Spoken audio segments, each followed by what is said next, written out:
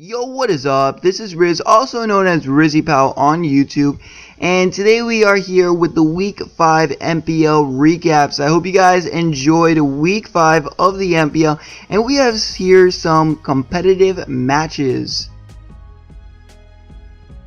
First off, we have the Miami Dolphins against the Dallas Staravias. On the second turn, the Staravias Snorlax got burned by switching to a skull from the Dolphins' defensive Tentacruel. This wouldn't have been such a problem for the Staravias if the Dolphins hadn't carried Worry Seed on their Shaman. This made it impossible for the Snorlax to rest up, and the curses it had used had gone to waste. This made the Snorlax set up fodder for the Dolphins' Scolipede, and it was able to baton pass and a Swords Dance and some speed boosts onto their Hawlucha. This would have allowed Hawlucha to sweep, but after the Staravia's Amistar's Focus Sash had procced, it was able to one-shot the Hawlucha with an Ice Beam. The Dolphins' Megazord X then set up some Dragon Dances later in the match, but once again was stomped by the Staravia's Focus Sash Flygon. The Staravias were then able to clean up the match with their Entei in a 2-0 victory. Now for the next two matches, we have the Golden State Wartortoise versus the Jacksonville Gardevoirs, and the Houston Axios versus the Washington Shedskins. Now, unfortunately, both of the opponents for both of these matches did not post their perspective for the match, so I cannot do a recap for it, but I will tell you the results for it. So the Houston Axios versus the Washington Shedskins, the Houston Axios were able to win in a 1-0 victory, and the match between the Jacksonville Gardevoirs and the Golden State Wartortoise, the Jacksonville Gardevoirs were able to win in a 3-0 victory. Next up, we have the Atlanta Braviaries and the San Francisco 49tails.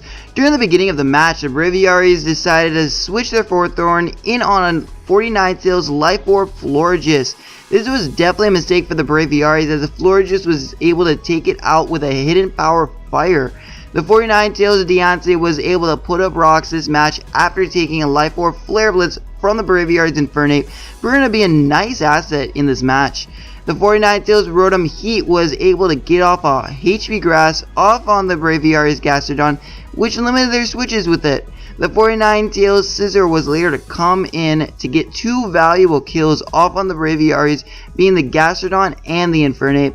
Despite all of this, the Braviaries were able to wear the 49tails team down low enough where their last mon, the Scarf Frostlass, was able to end the match by fading the 49tails Rotom Heat, Glade, and Staraptor with an Ice Beam in a close 1-0 victory. Now we have the Columbus Blue Stripes up against the Cincinnati Charizards. The Blue Stripes were able to get off their Sticky Web early against the Charizards, slowing their team down.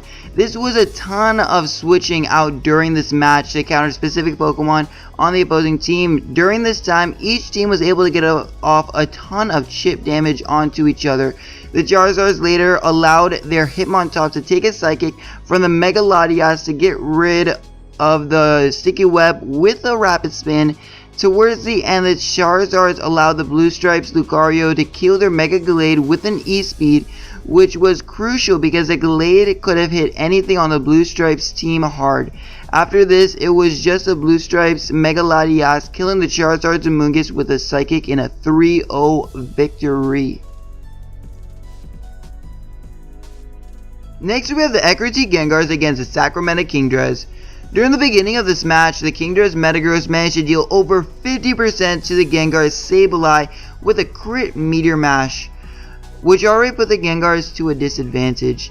Later, the Kingdras Gliscor was able to set up a substitute on the Gengar Sableye, even though it was easily revenge killed by the Gengar's Metagardevoir, which then was able to get rid of another of the Kingdras walls, being the Vaporeon.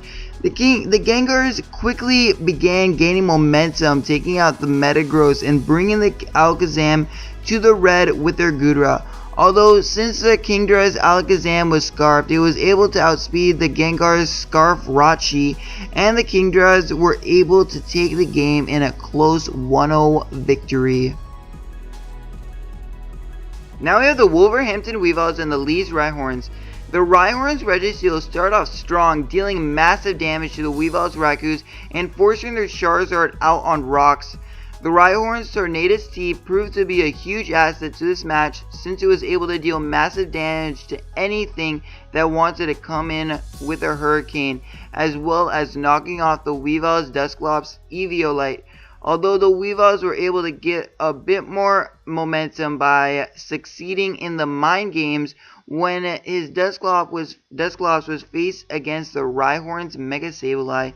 Getting rid of the Sableye hurt the Rhyhorns as it limited their switches, although at this point the Weavile teams have severely been weakened, and both the Rhyhorns, Tornadus, and Excadrill were able to pick up the 2-0 victory for the Leeds Rhyhorns.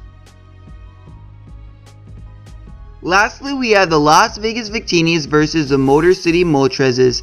On the first turn itself, the Victini's Banded Sock was burned by the Moltres' Starmie Scald after being brought down to its Focus Sash. After the rocks were set up the Moltres' side of the field, his Beedrill came out on the Victini's Xatu and was able to set up a substitute, although the Victini's Infiltrator Scarf Crobat came in and took out the Beedrill. Since the Moltres' team was so worn down, the Victini Skyrim Black was able to come in and take the victory for the Victinis in a nice 5-0 victory. Alright guys, I hope you guys enjoyed the Week 5 recaps for the MPL. Week 6 is coming very soon, so I hope you guys all enjoyed that and everything, and that's going to be it. So I will see you guys later. Bye.